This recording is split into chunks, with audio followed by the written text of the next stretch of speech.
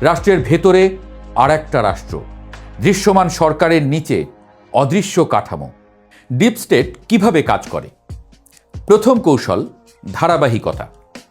রাজনীতিবিদরা 5 বছর পরপর আসে, কিন্তু শীর্ষ আমলারা, নিরাপত্তা স্থাপনা, কৌশলগত দপ্তরের কর্মকর্তা, তারা দশকের পর দশক থাকেন। নীতির খসড়া তাদের হাতেই তৈরি হয়। নতুন মন্ত্রী অনেক সময় সেই ফাইলেই সই করেন যেটা তিনি নিজে লেখেননি। দ্বিতীয় কৌশল তথ্যের নিয়ন্ত্রণ। গোয়েন্দা সংস্থা বা নিরাপত্তা প্রতিষ্ঠান যদি নির্বাচিত সরকারকে নির্দিষ্টভাবে সাজানো তথ্য দেয়, তাহলে সিদ্ধান্তও সেই তথ্যের উপরে দাঁড়ায়। তথ্য মানে ক্ষমতা, তথ্য মানে দিক নির্দেশ। তৃতীয় কৌশল অর্থনৈতিক প্রভাব। বড় কর্পোরেট গোষ্ঠী, আন্তর্জাতিক ঋণদাতা, অস্ত্র ব্যবসা, জ্বালানি চুক্তি, এগুলো কেবল অর্থনীতি না, এগুলো কৌশলগত সিদ্ধান্ত।